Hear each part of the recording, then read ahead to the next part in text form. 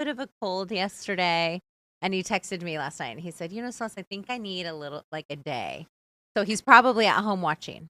He deserves the rest. He works hard on this. You guys both, everyone here, I the crew works know. hard on It getting has this been ready every day. a team effort. So welcome Yeah. to Fox 10 Talks, everyone, on this Wednesday. Justin Lum, of course, here with us as well. Good morning, Justin. Good morning. Thank you so much for joining us.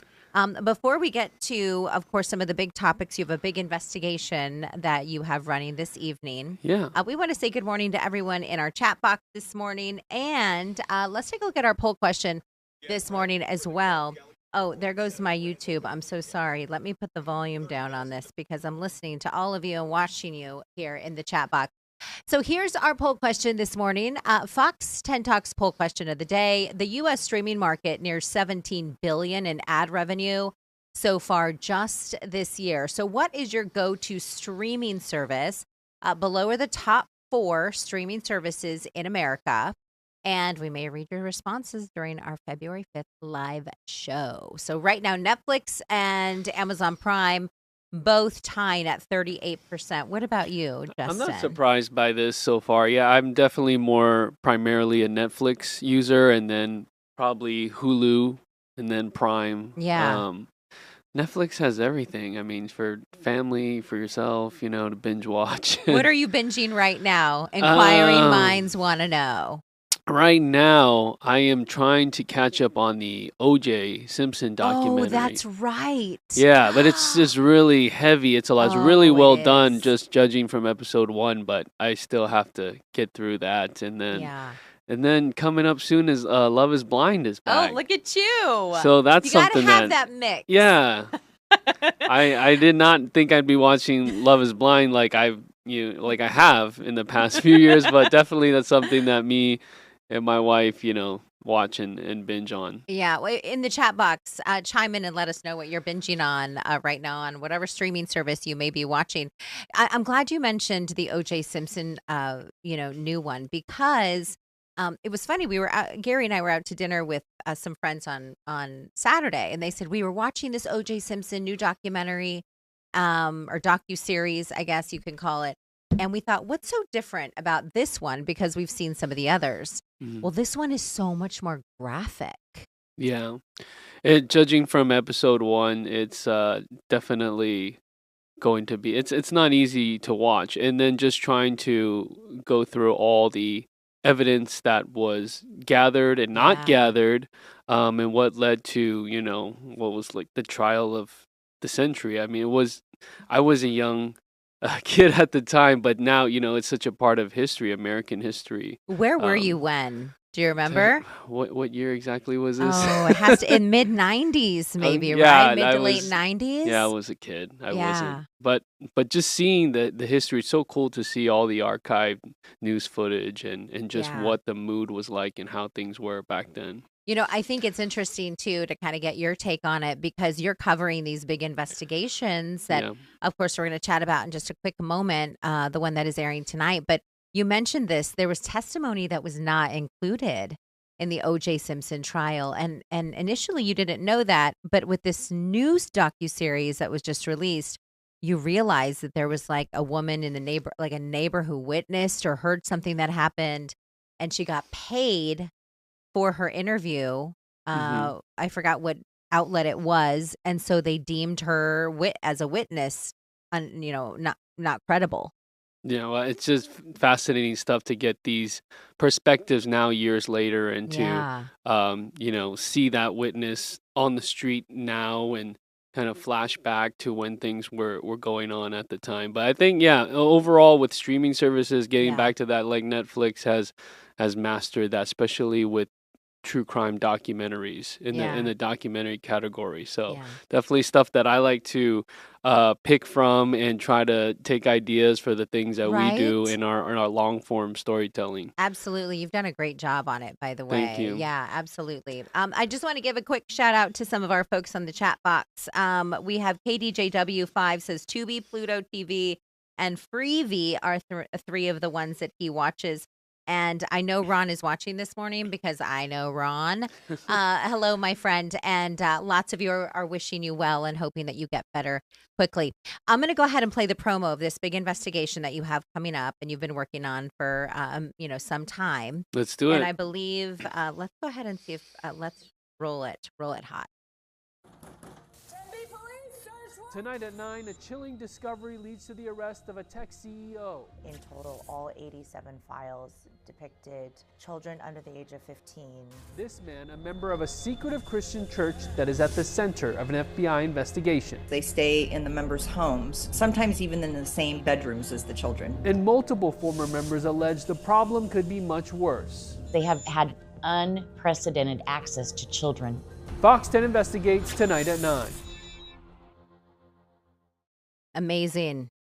Amazing, my friend. Tell us more about this investigation that you've been working on. Yeah, it's pretty layered. It's a rabbit hole that just gives you a gist or a tease of what we're getting into. We're getting into about 8-9 minutes tonight at 9:30 to be exact on Fox 10. So we're looking into the church without a name, the church with no name. Really, it's known to some as the 2x2 church, and the FBI is leading an investigation into this Christian sect that is really global. I mean, there's up to estimated 200,000 members around the world, but there are some deep Arizona ties because, this is so widespread. And the investigation gets into exploitation, widespread sex abuse claims. So this was something that we've been working on for some time, trying to find former members, ex-members who are traumatized by this group, they say, and feel that it is a cult and that they have grown up and been manipulated by the doctrine in this church. And there's a lot of secretive cover-ups and been hundreds and hundreds of reports of sex abuse. And now the FBI is trying to talk to people who may have had loved ones that have been victimized. And to get a little bit further, there's no set church location, like somewhere you go every Sunday. They meet in libraries, schools, for whatever reason, or houses.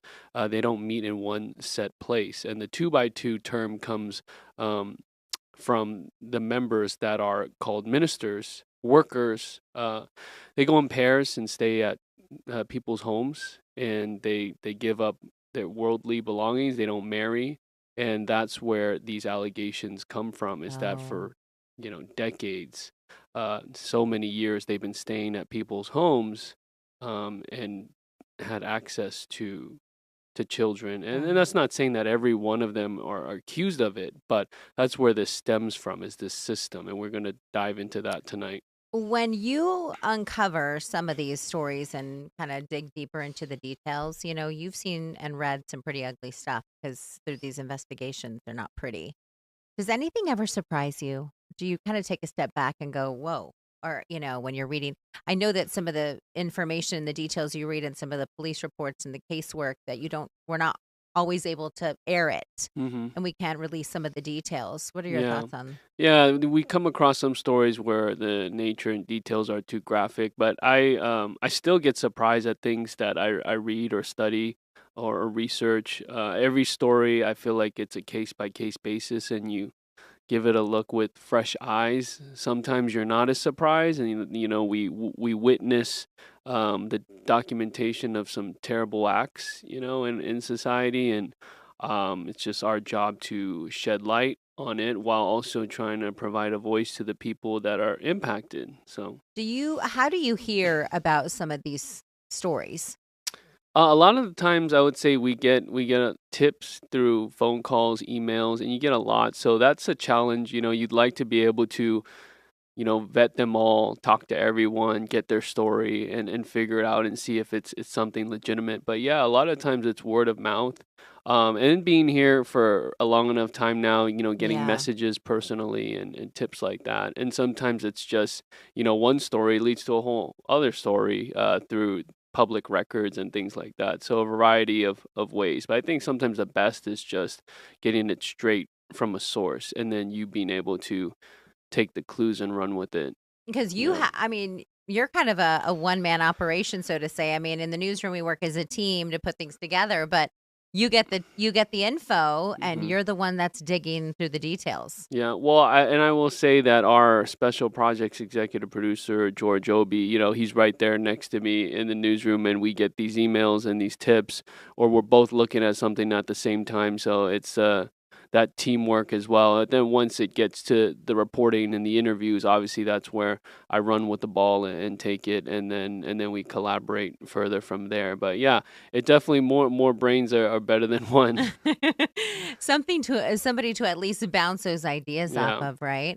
When you have an investigation like this, I think it's spectacular that we give you the time to do it, because you remember it was like most stories in news, it was like a minute, 15 seconds. Yeah. But in these type of stories, you're able to let it breathe and able to let people share their story. And it gives us, I think, a better understanding of the topic and what really is going on in our community and in some parts. Yeah, I think context is so important and what it means, and not just here's what the details are on the surface in 115. Yeah. And that's why I love it. We're talking about back to the streaming, where now it's so normalized to watch these docuseries and episodes and hours, and people are binging. So like, you can't say people have a short attention span. It depends what it is. There are people that are watching stuff for 8 hours a day because they can't get enough of it. There are people that listen to podcasts all day long and several episodes. So I was always the reporter where the executive producer was like, we got to cut you down by 30 seconds. You're at like 2.5 minutes now. And you're pleading your case. You're like, hold on, I got this interview. Exactly. We have to include it. Yeah, I don't want to just run 2 sound bites from this person. That's, 15 seconds total. Or, I have this court document here where I've got,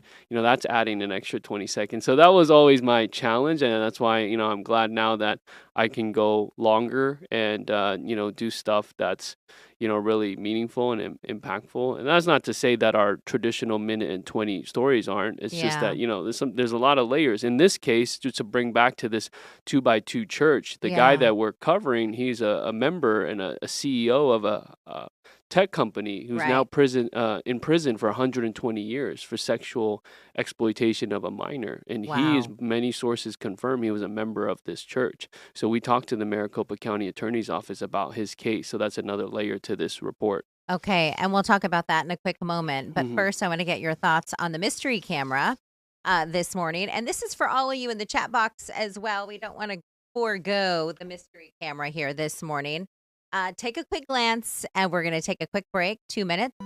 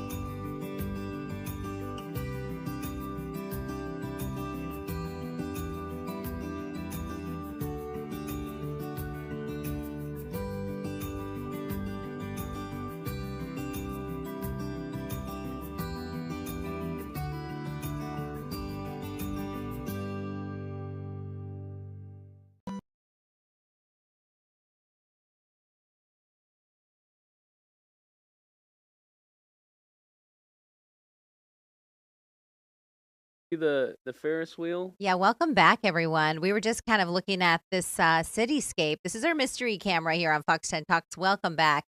And we've had a few really good guesses. B. Miguel said Tennessee. Lisa Dinsmore, good morning, all, by the way. Love hearing from all of you in the chat box. Said Chicago. Lisa said Chicago. Mike San Diego said Seattle. And then KDJW said Seattle. And so did Linda. But you recognize it, Justin. I think it's Seattle Yeah. based on that Ferris wheel. Right? I thought initially it could be like, I don't know, somewhere in Minnesota. I don't know. Oh, It's like just the Twin looking Cities at or at something. the snow, but Yeah. Oh my goodness. Yeah, I think you're right. I think it is Seattle. Okay, so I'm gonna, Justin, hand this to you, my friend. And that is the envelope. It's like you're on the like Grammys or something. and the Oscar And goes the Oscar to goes to. Okay. Yep, Seattle, Washington. Washington. Okay, There it is. Can you turn around and show it to the camera Okay. too? We want to make sure. There you go. Oh yeah, Dean Fazzini prints those up for us. We want to give him props. Thank you, Dean. Thank you, Great Dean. job. Thank you. Okay, we want to go back to the poll question as well because some of you, plenty of you, have chimed in the chat box in terms of what is the streaming service that you are using right now. Netflix is number one. Amazon Prime coming in at number 2. 32% of you say that one. Hulu at 21% and Disney Plus at 5%. My argument with streaming platforms, Justin, is that I love watching sports, but I always don't know where to find them. And so I remember having to go with one of the playoff games, having to look for it. And I had to Google, where do I watch this? Yeah. But I read this morning that I believe on Fox's streaming platform, because the Super Bowl is on Yep. Fox, that we're going to have it for free. Tubi. Yeah, on Tubi. Streaming it. Isn't which that cool? It's a game changer. I mean, It's it really shows huge. how the landscape is changing. Yeah, so important. KGJW5 says, drinks are on me, Pod Peeps. Yes, on the streaming show. Let's go ahead and talk about this real quick. I did get a question for you, and I mentioned it just a moment ago. Sherry, Nevada Pup, said, a little off topic, but can you please ask Justin if he has any updates on April Addison? If you can remind people who April is. That's a good question. April Addison, a.k.a. April McLaughlin from Chandler, is accused of abusing 55 dogs were found in her home. She's an alleged hoarder, and 5 dogs were found dead in her home, and we reported extensively on her case. She was basically acting as a rescue for special needs dogs, and a lot of the people that were sending dogs to her from across the country just weren't sure about the care and the condition of the dogs. And, Arizona Humane Society was called multiple times, and finally we uncovered the condition, the horrific condition of the house, the dogs, and also her elderly mother. And that case is being prosecuted right now, not just in the county by the state, Maricopa County, but also in the city of Chandler and municipal court. But there's been a delay for trial since fraud charges have been added, since she collected so much money from people. And now the state is saying that, she's involved in a fraud element of this case. So that we'll have updates on that as we get closer to her trial here in Maricopa County. But that was a terrible case out of Chandler with all of those dogs and the condition they were found in. Yeah, it was so heartbreaking to watch and kind of see where that case, stands now, but we'll wait for that. So I want to go ahead and roll a little bit of video as we talk about Lori Vallow. Yeah. We have new development here today. And for folks who may not, I know it was a nationwide story. For folks who may not remember, if you could give us just like a brief background on that case. This is always the challenge. Brief background on Lori Vallow Daybell. Okay, she's the so-called doomsday mom who used to live in Chandler, Arizona.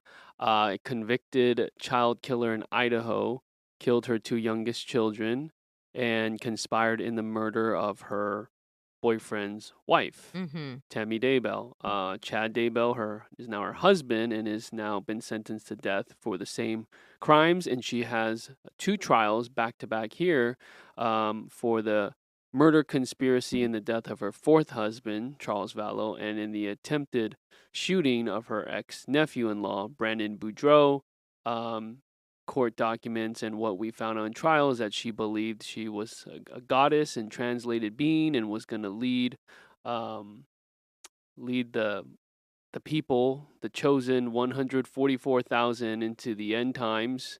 And there's just a lot of disturbing details in this case, this saga that's gone on since 2019. So, so she's here in Estrella Jail waiting for trial March 31st. But she wants no cameras. She wants no cameras from court TV. So we just got this objection filed by Lori Vallow because she's representing herself too. So this is just such an interesting case. She's her own lawyer. She wants to represent herself, and she is.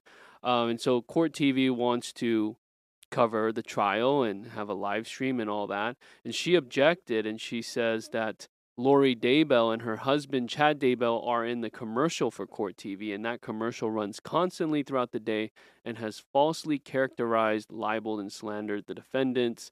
Court TV should be ashamed of its very nature and its request, since its sole objective is not to bring people real news or facts, but instead its objective is to entertain the public with the very true life tragedies that happen in real people's lives. So her defense, or she objects to this. She does not want it live streamed. She doesn't want it on camera or anything. She doesn't want Court TV to participate in this. So it's just ironic. She's saying they should be ashamed and they should not cover her trial when, she in fact has gotten herself here with her crimes in Idaho. Can you imagine, we were just talking about OJ off the top, and that was kind of like the crime of the century, and it was on television. And I remember when I was, I think it was like, I don't know, 8th grade, freshman in high school, it was around, and my Spanish teacher was showing the OJ Simpson trial on a small black and white TV in her classroom. And I thought, this is not Spanish.